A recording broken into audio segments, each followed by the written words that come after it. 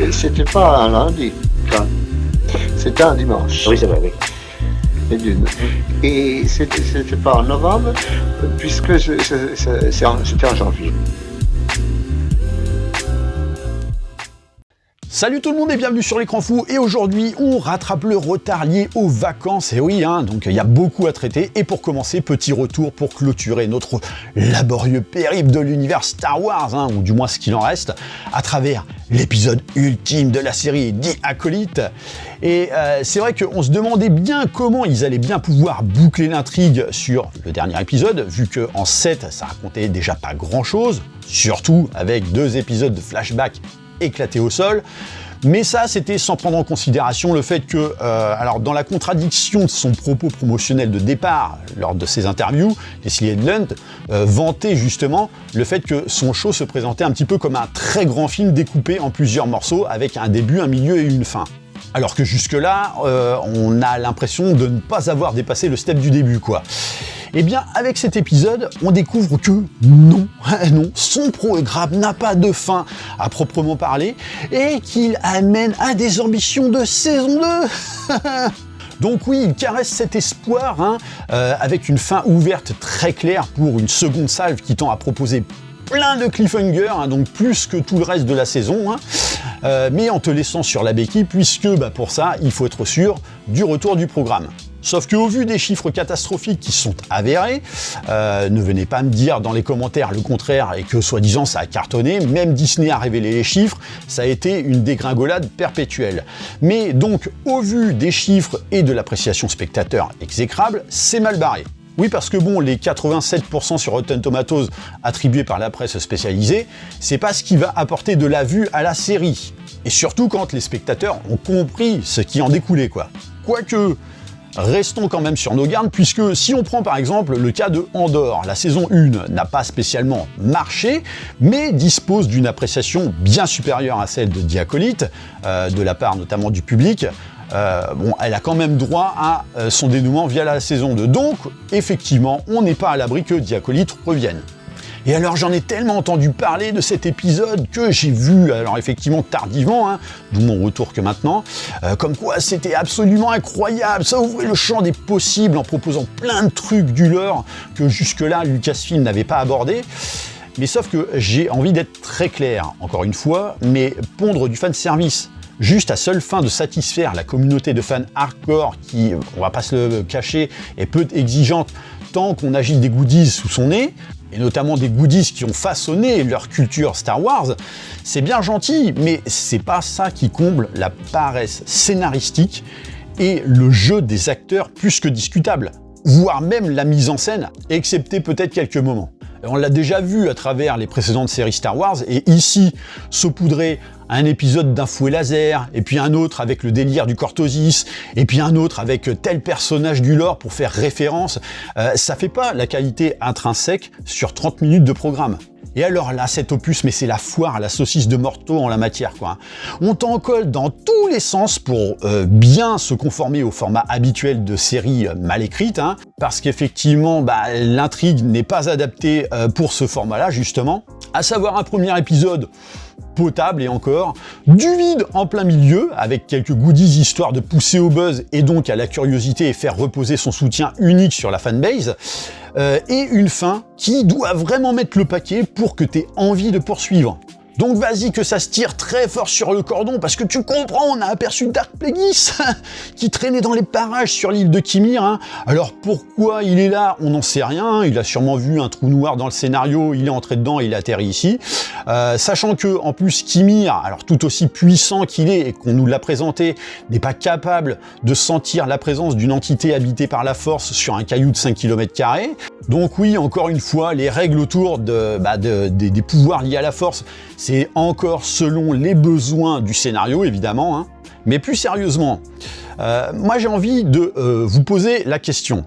Quand on sait notamment le mythe qui a été bâti autour de Dark Plagueis, qui a mené à beaucoup de spéculations durant des années, et notamment le rattachement qu'il a avec la saga Lucas, puisque il a été le formateur de Palpatine. Donc ma question est la suivante, est-ce que ça vous excite vraiment de savoir qu'on va le coller n'importe comment au format série sous la houlette de Leslie Headland alors que c'est un personnage qui a une aura cinématographique. Enfin, je sais pas, à titre de comparaison, c'est comme si chez Marvel, on décidait de t'intégrer le prochain grand méchant en la personne de Galactus, tu sais, dans une pauvre série de clochards alors qu'il mérite une véritable visibilité cinématographique. Alors pareil, petit aperçu de Yoda, hein, histoire de bien faire spéculer sur du vent, mais vous êtes sérieux là ? Mais outre tout ce déballage de goodies visuels, c'est pour moi un épisode d'une platitude. Bien que, on va quand même tempérer, je vanterai quand même la scène d'action donc de combat au sabre laser entre Kimir et Saul, qui est plutôt bonne, même si bon, les ralentis sont pas toujours du plus bel effet et de la plus grande efficacité. On vantera également un très gros effort en termes de cadrage qui permet enfin de profiter des décors tels qu'ils doivent être transcrits, donc c'est vrai que c'est quand même plutôt chouette. Et puis effectivement, toujours la qualité de la bande originale qui là-dessus a été quand même assez régulière du début à la fin. Mais est-ce que ça sauve les 3 heures restantes de programme ? Pour moi, non. Alors bien sûr, je passerai outre la fameuse course-poursuite en vaisseau, hein, on est carrément mais dans du grotesque au possible.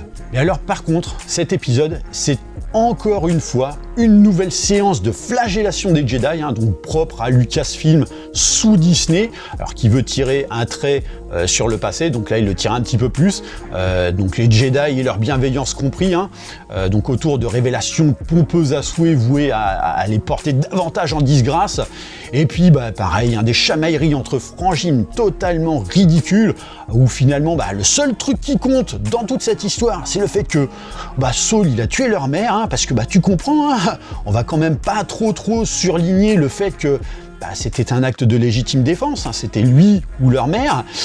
Non, effectivement, ça rendait pas service à la direction que voulait prendre Leslie Headland pour son histoire.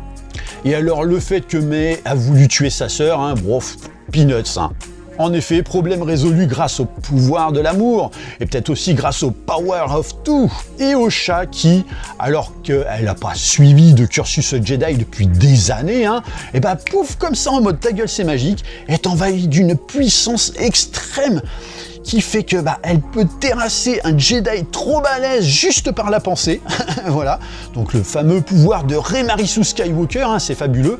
Quand tu vois ce que, à côté, les hommes de cette saga, que tu prends Anakin, Dark Vador, Skywalker ou Luke Skywalker et bien d'autres, tout ce qu'ils ont dû faire pour atteindre leur statut à travers la Force, et ici les femmes, sous la gouvernance de Kathleen Kennedy, c'est bon, c'est comme claquer des doigts. Donc effectivement, Osha qui fait saigner par exemple un Crystal Kyber d'un sabre laser en 2 secondes chrono, parce que tu comprends, c'est trop easy avec la magie des scénarios de merde, et notamment l'aval de Kathleen Kennedy et Leslie Headland. Hein. Le girl power, ça commence à être saoulant dans cette franchise.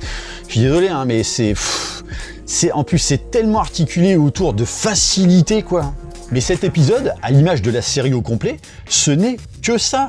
Des réactions illogiques juste pour orienter le récit. Alors vous avez vu, hein, j'ai bien mis des guillemets à récit, hein, comme par exemple le loutre chien pisteur qui décide de trahir Saul pour le bien de Mae parce que voilà.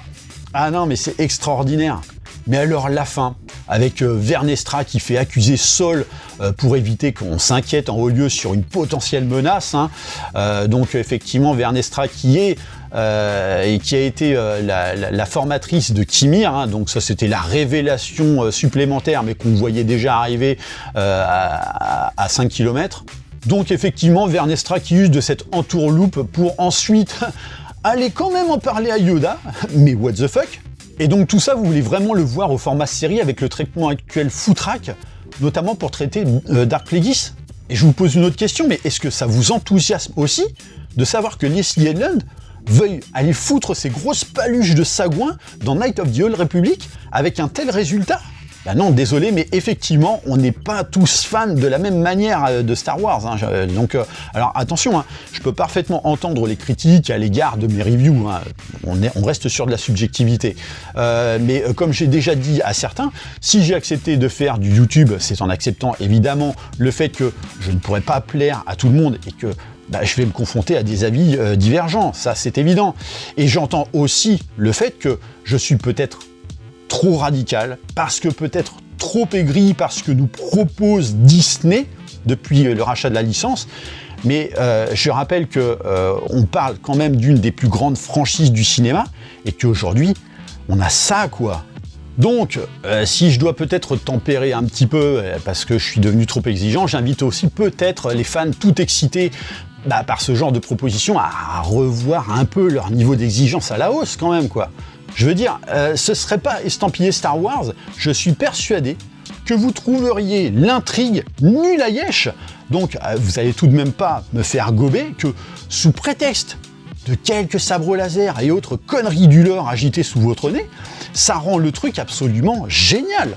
À titre de comparaison, pour des budgets équivalents, voire même inférieurs, est-ce que vous avez vu d'autres séries de SF comme par exemple Fondation, Westworld, malgré leurs défauts, hein, j'en conviens, hein, et c'est sans parler d'ailleurs, très prochainement, la série Dune Prophétie, qui est prévue sur la plateforme Max. Mais moi, j'en démords pas, les quelques clins d'œil et autres références à l'univers Star Wars ne peuvent pas suffire pour véritablement embellir l'intégralité au vu des innombrables défauts du programme, quoi. Et alors quand en plus on voit l'affiche fuitée de Skeleton Crew pour la suite de la franchise de Star Wars, c'est pas voué à me rassurer, hein. Alors heureusement, Andor saison 2 est en cours de production, parce que là, vraiment, c'était bon, quoi. C'était bien joué, il y avait de vraies idées, c'était sérieux, avec un bon scénariste derrière. Enfin, franchement, il n'y avait rien à redire, quoi. Donc voilà, n'hésitez pas à me dire, en tout cas, dans les commentaires, ce que vous pensez par rapport à cet épisode, par rapport à l'ensemble de la série, de la saison, pardon. N'hésitez pas, en tout cas, à liker et partager la vidéo, si toutefois vous en avez envie. Pensez, bien sûr, à vous abonner à la chaîne de manière à vous tenir informé des prochains contenus. Et moi, je vous dis à très bientôt pour une prochaine vidéo. Allez, bye!